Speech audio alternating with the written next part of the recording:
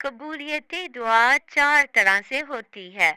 दुआ मांगने में जहाँ दूसरे आदाब का पूरा करना जरूरी है, वहाँ इसकी कबूलियत के बहाने तलाश करना भी जरूरी है। बाज मुकामात का दुआ की कबूलियत से गहरा ताल्लुक है। कबूलियत दुआ के मुकामात: बैतुल्ला शरीफ, यहाँ पर जाकर जो कोई भी दुआ करे उसकी दुआ जरूर कबूल होती है। नंबर दो, रोज़ा अक़दस और मिंबर मुबारक का दरमियानी हिस्सा। नंबर तीन, मैदान अरफात में जबल रहमत। अपने माल और अपनी औलाद के लिए बद्दुआ करना हदीस शरीफ में मना किया गया है, और आप सल्लल्लाहु अलैहि वसल्लम ने इसकी वजह ये बयान फरमाई कि बाज दफा कबूलियत की घड़ी होती है और बंदा जल्दबाजी में बद्दुआ तो दे बैठता है, लेकिन जब वो पूरी होती है तो फिर जिंदगी भर पछताता रहता है। इसलिए परेशानी की हालत में बहुत एहतियात से काम लें। ऐसा ना हो कि वक्ती इश्तियाल, जज्बात या गुस्से में ऐसी गलत दुआ मुंह से निकल जाए जिस पर सारी जिंदगी खुद मातम करना पड़े। हजूर सल्लल्लाहु अलैहि वसल्लम ने फरमाया, दुआ चार तरह से कबूल होती है। नंबर एक, बाज दफा मन्नो अन कबूल हो जाती है कि आपने अल्लाह से जो मांगा वही आपको मिल गया। नंबर दो, बाज दफा अल्लाह ताला ये देखते हैं कि आपने जो मांगा है वो दुनिया या आखिरत में आपके लिए नुकसानदेह है, तो आपको खूब बहू वो चीज देने की बजाय उसका नेमुल बदल अता फरमा देते हैं।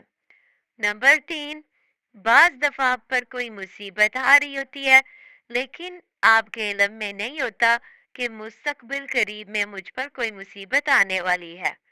आप अपनी किसी जरूरत के तहत दुआ मांग रहे हैं, तो अल्लाह ताला आपको वो चीज तो नहीं देते जो आप दुआ में मांग रहे हैं, ना ही इसका नेमुल बदल देते हैं, बल्कि इस आने वाली मुसीबत को इस दुआ के सदके में टाल देते हैं। नंबर चार, बाज दफा ना ही असल मतलूबा चीज मिलती है और ना ही इसका नेमुल बदल, और ना ही कोई मुसीबत टालते हैं, बल्कि इस दुआ को आखिरत का जखीरा बना देते हैं। हजूर सल्लल्लाहु अलैहि वसल्लम ने फरमाया कि बाज लोग क़यामत के दिन अपने अमाल देखकर परेशान हो जाएंगे कि हमने तो इतनी नेकियां नहीं की थी कि जितने हमारे नाम अमाल में मौजूद हैं, तो ये कहाँ से आ गई।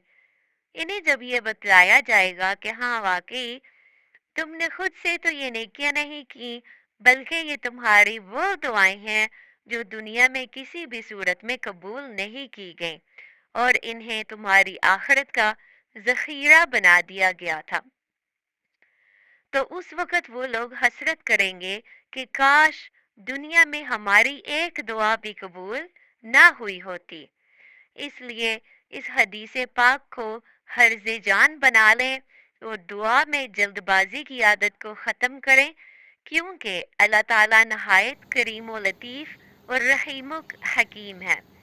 इनके बारे में तो सोचा भी नहीं जा सकता कि बंदा इनके सामने अपनी आजिज़ी का इजहार करे, अपनी मुसीबत में इन्हें पुकारे तो वो उस पर मेहरबान ना हो। वो जरूर मेहरबान होते हैं। हाँ, उनका इल्म हमसे तो क्या पूरी कायनात से अरबों खरबों गुना भी ज्यादा है। इसलिए वो अपने वसी इल्म और कामिल हिकमत की रोशनी में फैसला फरमाते हैं कि हमारी दुआ को वैसे ही कबूल फरमाए जैसे हम मांग रहे हैं, या वो चीज अगर हमारे मुफाद में नहीं तो इसकी जगह कोई दूसरी मुफीद चीज हमें दे दें। या हम पर कोई मुसीबत आ रही है, अगर हमें मुसीबत का इल्म होता तो हम सब कुछ छोड़ छाड़ के इससे छुटकारा पाने के लिए दुआ मांगते।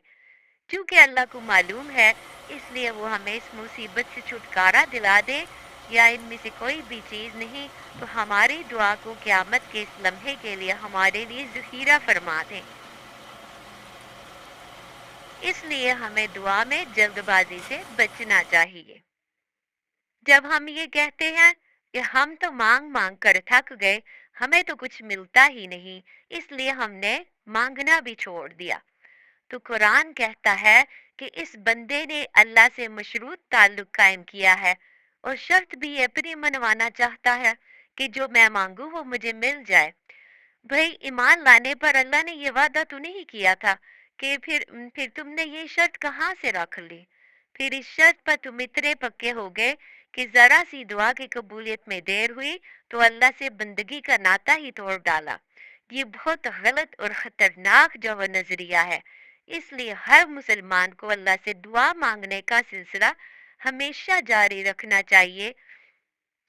अल्लाह ताला इसे मज़कूरा वाला 4 सूरतों में से जिस सूरत में भी कबूल फरमाएंगे वही हमारे हक में बेहतर होगा।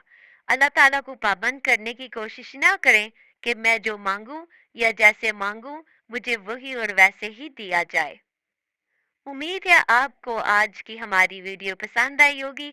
अगर वीडियो अच्छी लगे तो चैनल को जरूर सब्सक्राइब करें ताकि आने वाली नोटिफिकेशन आपको मिलती रहे।